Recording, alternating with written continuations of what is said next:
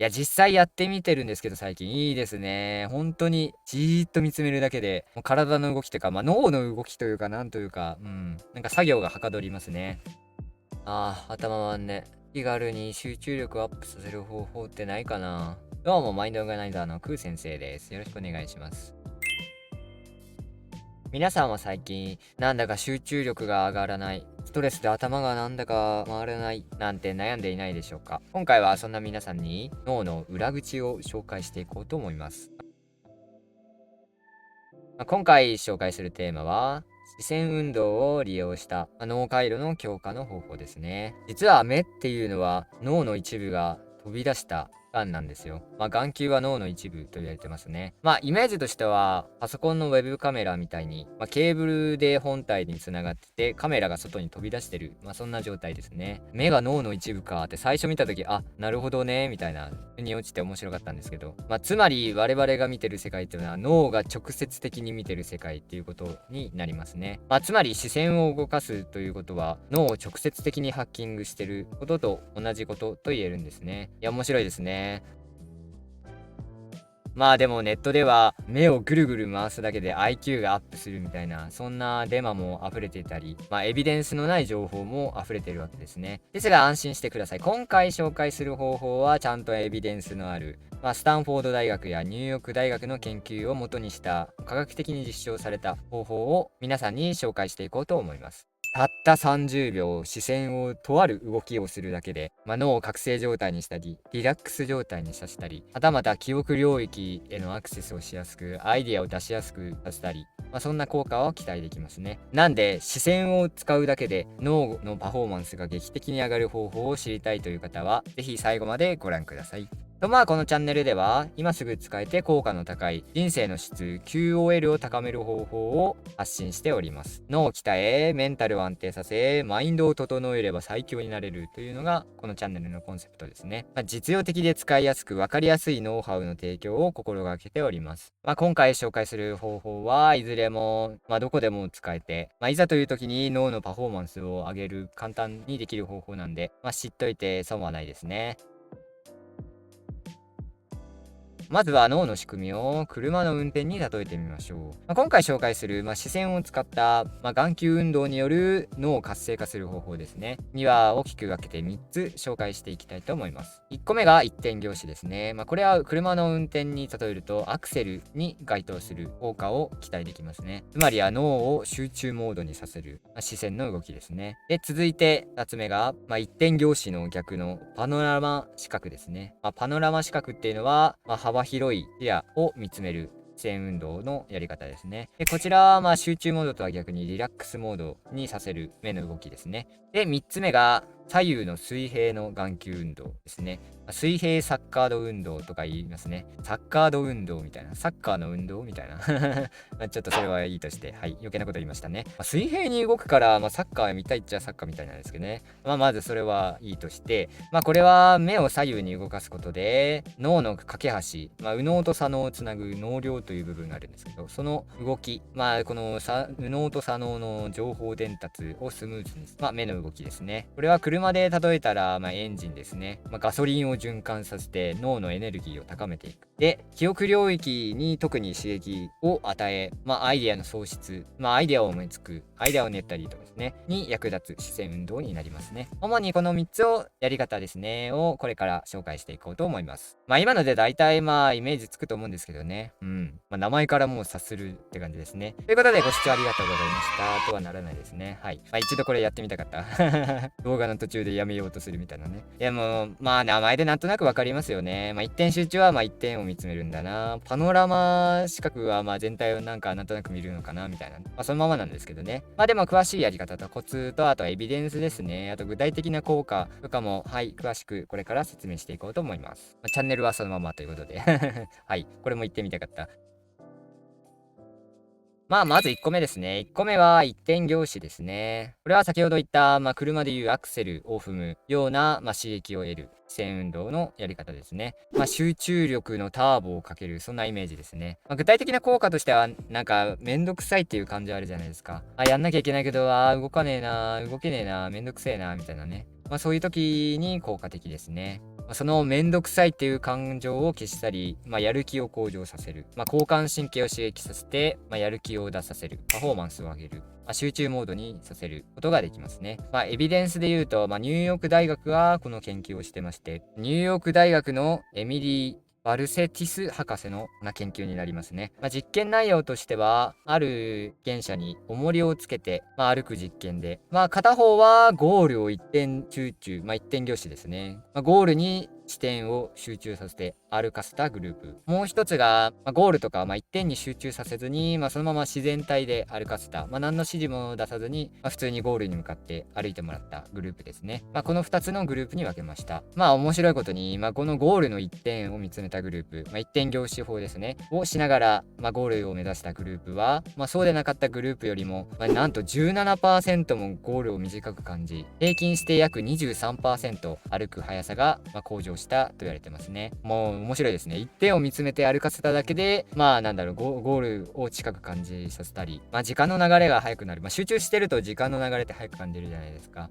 ああいうことですね。で、あとは、ゴールに向かって一直線というか、スピードが上がってる。スピードが上がってるってことは、身体能力が向上してるっていうことでもあるんですけど、交感神経が刺激されたことで、体が活発になり、血の巡りが良くなり、体の動きも自然と速くなったってことですね。いや、面白いですね。23% って結構ですね。体感ちょっと速くなるぐらいなんですけど、この一点凝視をやる感覚としては、めんどくさいっていう感じた時のモヤモヤ感が脳の奥底から湧いてくるやる気でボワーって燃え上がる。めんどくさいって思う感情が燃えて消えるような、そんなイメージですね。活用方法としては、仕事とか、あとはめんどくさいと感じる手順が多いタスクの前に、この一点凝視法を試すことで、どんなに面倒なタスクも、サクサクとこなせるようになります。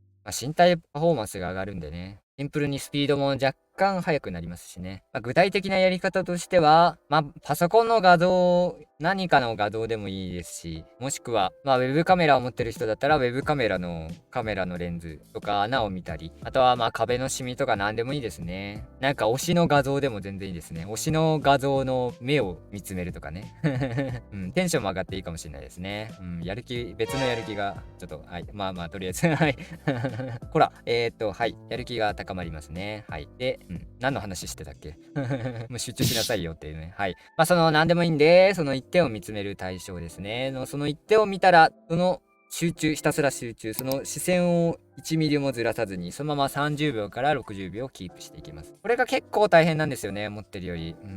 30秒同じ点だけをじっと見つめて反らさないみたいなね。なかなか割と集中力上がりますね。集中力を上げなきゃいけないっていうことなんで、そのまま集中力を引き出す力を使ってるわけで、それは集中力も高めやすくなりますよねって感じですね。いや、実際やってみてるんですけど、最近いいですね。本当にじーっと見つめるだけで、もう体の動きとか、脳の動きというか、なんというか、作業がはかどりますね。この一点凝視法マジでいいですね。簡単にできるしおすすめですね。ぜひ試してみてください。で、30秒から、できれば1分キープですね。もうこれだけで劇的に集中力、身体的パフォーマンスも上がるんで、おすすめですね。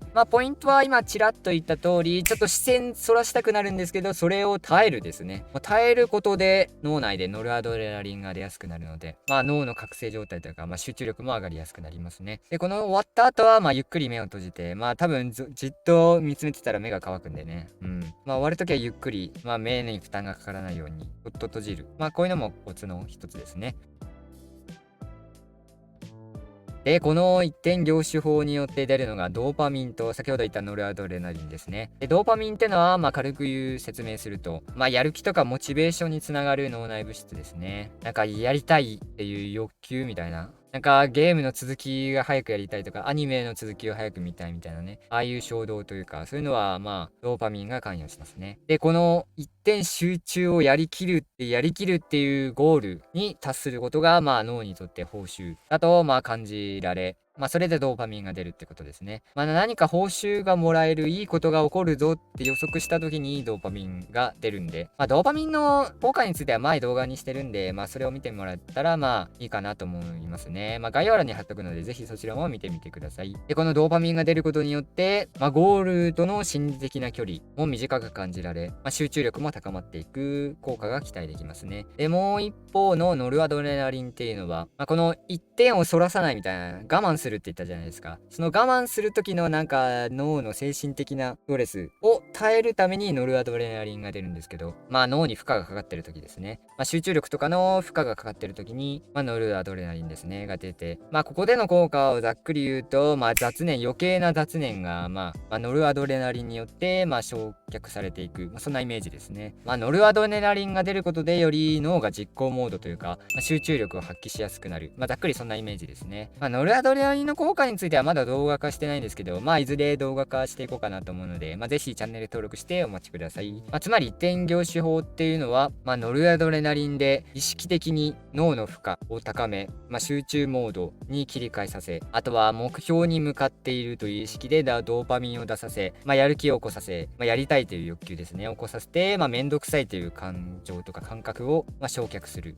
そんなイメージですね。やる気と集中力が高まるってことですね。一言で言ったら、まとめるとそんな感じですね。ぜひね、なんかめんどくさいタスクとかも集中したい作業、受験勉強とかでも、受験勉強前とかでも全然いいですね。あとは試合の直前とか会議の直前とか、極限の集中力を発揮したい場面っていくつかあると思うんですけど、そういう時に、手軽に脳のパフォーマンスを高めるのに、効果的なんで、ぜひお試しください。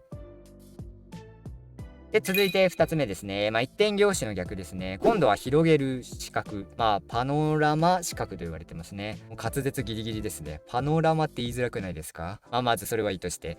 周辺視野の拡大ですね。エビデンスとしては、スタンフォード大学のアンドリュー・ヒューバーマン博士。脳科学で有名な先生ですね。神経科学ですね。の、研究で、実証されてますね。ある被験者に、先ほどの一点凝視みたいに視覚を狭めた状態。焦点を絞った視覚を使わせて、その後に、周辺視野、パノラマ視覚ですね。外側をぼんやり見つめる、視線の動かし方ですね。を交互に行わせたところ、視野を意図的に広げることで、副交感神経、先ほど言った交感神経の逆の副交感神経、こっちは体をリラックスモードにさせる、自律神経ですね。心拍を下げ、血圧を下げ、脳の活動を穏やかにさせるみたいな。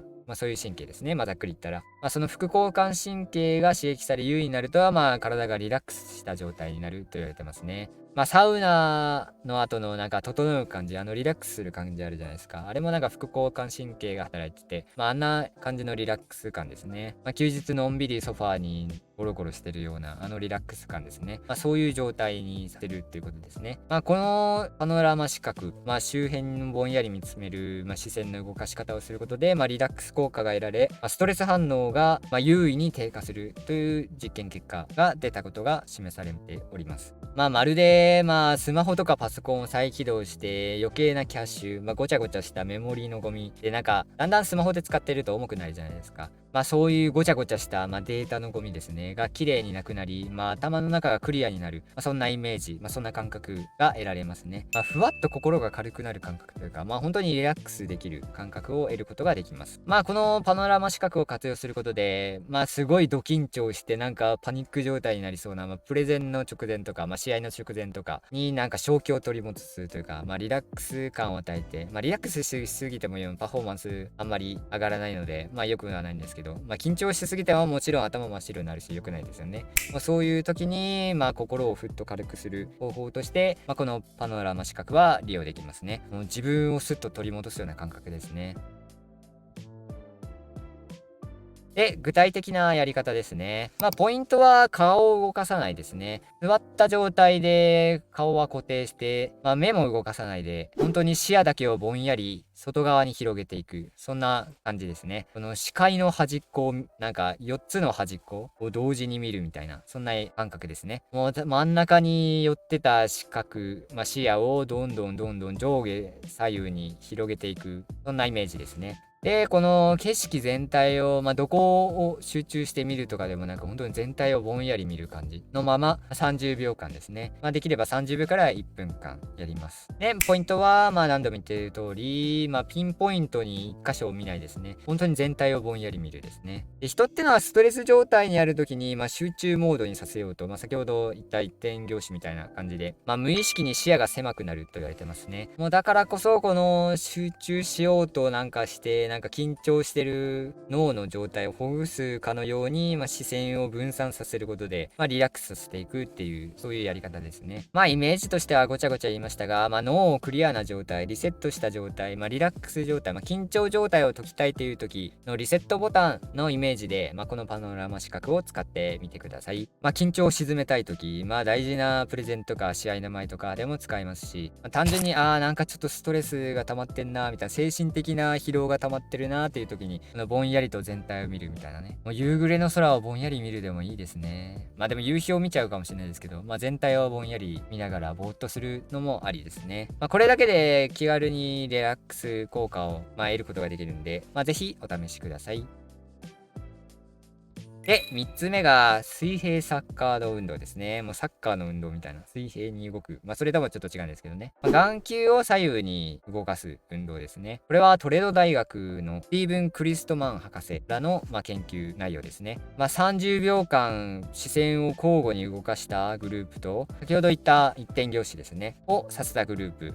その後にその2つのグループで、あるテスト、記憶力を試すテストですね、を行ったところ、なんとこの目を左右に動かした、水平サッカード運動ですね、をさせたグループの方が、回答率が、優位に上昇したという実験結果が出てますね。いや、面白いですね。ただこの目を左右に動かしただけで、記憶力、想起力ですね、思い出す力ですね、上がるなんて、なんとも手頃ですね。感覚としては、あれ、なんだっけ、何しようとしたっけみたいな、すごい度忘れした時に、急に降りてくるというか、ピンとつながって、あ、そうだった、あれだった、みたいな、急に思い出す時あるじゃないですか。あの感覚を得ることができますね。爽快感というか、思い出す爽快感ですね。このやり方、水平サッカード運動を活用する場面といったら、何かアイディア出しをする会議の前とか、あとは、記憶の早期が試されるテストですね。試験の前とか直前とかにやるのがおすすめですね。もうアイデア出しってのは昔動画にあげたんですけど、頭の中の情報をどれだけ斬新に組み合わせられるかっていうのが想像力、新しいアイディアを生み出す時には重要っていう話をしたんですけど、その動画もURL 貼っとくんでよかったら見てみてください。その早期力、アイディアを情報を引っ張り出す力ですねが上がるんで、ぜひ試してみてください。具体的なやり方ですね。これも先ほどのパノラマ視覚みたいに顔を動かす、座った状態でじっと視線だけを動かす。この場合は視線だけ動かせないんで、眼球は動いちゃうんで、眼球は動かすんですけど、1秒間に1往復ですね。1って感じですね。1、2、このスピード感で30秒ですね。つまり30往復すればいいって感じですね。たったこれだけですね。簡単ですね。ポイントは何度も言ってる通り頭を固定するですね。視線だけを動かすですね。これが最大のポイントですね。で、さらにコツが目を動かしているときは、リラックス状態の方がいいので、呼吸も自然にやるですね。もう目を動かすのに必死で呼吸を止めちゃう時とかたまにあるんですけど、あくまで体はリラックスした状態ですね。リラックスした状態で目だけを左右に、端から端に1秒1往復で30回動かす。これだけですね。で、なぜいいのかと言われたら、右脳と左脳ってあるじゃないですか。で、それぞれの目が右脳と左脳を担当してるんですけど、左目は右脳が、右目は左脳が担当しているみたいなね。なんでこの左右に動かすことで右脳と左脳をつなぐ脳梁って言われる架け橋みたいな感があるんですけど、その両方の伝達がスムーズになるってことですね。ホースに水を通すことで、ホースの中の汚れが水圧で流されて、その水の流れがスムーズになるみたいなね。そんなイメージですね。右脳と左脳の連携が良くなって、脳全体が活性化しやすくなるってことですね。右脳左脳はいろいろ都市伝説はあるんですけど、巷で溢れてる右脳型左脳型っていうのは8割方嘘らしいですね。この話はちょっと脱線しすぎてるんで、また別の機会にまたお話ししようと思います。でもこの脳梁というか右脳と左脳をつなぐパイプみたいなのは確実にあって、それをスムーズにすることで脳全体が活性化するっていうのはエビデンスとして明確化されてますね。もうたったこれだけでもういいアイディアが思いつきやすくなり、テストの成績も上がるんでね、やらない手はないですね。ぜひお試しください。なんか実際にテスト前にこれやったら、テストの点がいつもより2点上がったよとか、成績が上がったよみたいなコメントがもし書いてくれたらすごく嬉しいです。いつかお待ちしております。最後にこの3つの視線運動ですね、をいつ使うかですね。タイミングだけ、さらっとお話しして、動画を締めたいと思います。朝とか、授業前ですね。仕事の前とか直前ですね。よし、やるぞっていうやる気を出すのであれば、まずは一点凝視から始めてください。スマホの待ち受け画像を推しの顔にして、その目を見つめるとかでも全然いいですね。そうすることで、ドーパミンとノルアドレナリンが出て、よし、やるぞというやる気と集中力が高まるので、授業前とか朝やるのがおすすめですね。で、昼ですね。あとは会議前とか、アイディア出しをしたりとか、脳がちょっと鈍ってくるときに、この水平サッカード運動ですね。眼球運動、左右に動かす運動ですね。をすることで、脳全体を活性化させて、午後のパフォーマンスを上げていく。あとは会議前で、発言しやすくなったり、アイディアを出しやすくなったり、もちろん試験前とかでも先ほど言った通り、試験前とかでも有効ですね。で、夕方とか休憩中は、言わずもがなリラックスしたいので、パノラマ視覚を使うですね。この集中力で疲れた脳と心を休ませる。リラックス状態で、回復する。脳をリセットする。そんなイメージですね。疲労回復とか、脳内のキャッシュのクリア、頭を軽くするってことですね。さて、いかがだったでしょうか？使うのは眼球だけ。特別な道具は一切いらないですね。いつでもどこでも気軽にできる、最強の脳トレと言っていいんじゃないですかね。特に一点凝視はマジで効果あるので、個人差はあると思うんですけど、私的には効果があったので、ぜひ、試してみてください。何か試験をする機会がないので、今、何か挑戦しようかな。このサッカード運動はあんまりまだ試せてないんですけど、YouTube の企画考えたとか、台本作るときに、使えるかな。これから活用していこうかなって感じですね。休憩中はなるべく全体を見てぼんやりして、確かにすごい頭が軽くなる感覚はありますね。パノラマ視覚。これも結構、実感として効果があるなっていうのがあるので、ぜひこの視線を動かすことで脳の状態をコントロールする、頭を切り替える方法ですね。簡単に手軽にどこでも誰でもできるので、ぜひ試してみてください。こんな効果があったよみたいなコメントがあれば、ぜひアウトプット、コメント欄に記入してくれたらすごく嬉しいです。ぜひこの3つの視線運動をマスターして、ご自身の脳のパフォーマンスの向上に役立ててみてください。なんならこれならすぐできそうっていうのを、コメント欄に書いてくださってももちろん嬉しいです。昨今 AI だなんだと普及してますが、AI に任せて自分が考えることがないみたいなね、ないようにね。AI が担当して、アイディア出しとか、情報の精査とか、肩代わりしてくれてるからこそ、人間しかできない、脳の主導権というか、より AI に使われないために、AI の情報に踊らされないために、脳の最適化ですね。判断力とか、感情とかですね。情緒的な、感覚、感性っていうのは人間独自じゃないですか。かっこいい、かわいい、面白いとかね。その人間的な独自の感性。AI では判別しづらいような。使うには、やっぱり脳を最適化、活性化している状態が必要なので、ぜひ脳を鍛えていきましょう。このチャンネルではご覧の通り脳を鍛えメンタルを安定させ思考を整える実用的で効果の高い最新の脳科学心理学思考術の方法ノウハウ知識を発信しております。参考に少しでもなったなーっていう方はぜひチャンネル登録高評価ハイプボタンを押して再生リストもいろいろあるのでね動画そちらもご覧になってください。もちろんコメントもお待ちしております。手軽にね、本当にできるので、しかも即効性があって効果が高い。やらない手はないですね。ぜひ試してみてください。関連動画は先ほど言ったドーパミンの効果ですね。これも脳のパフォーマンスを引き出す。やる気とか集中力、実行力、習慣続けたりとかですね。に必要なコントロール方法なので、生産性上げたり、目標に向かって頑張りたいという方にはおすすめの動画になっております。ぜひこちらもチェックしてみてください。ということで、長々とご視聴ありがとうございました。このように、このチャンネルではこれからも脳を気軽に、脳のパフォーマンスを高める情報を発信していきます。ということで、よかったらまた別の動画でもお会いしましょう。マインドオーガナイザーのクー先生でした。またね。視線使ってこう。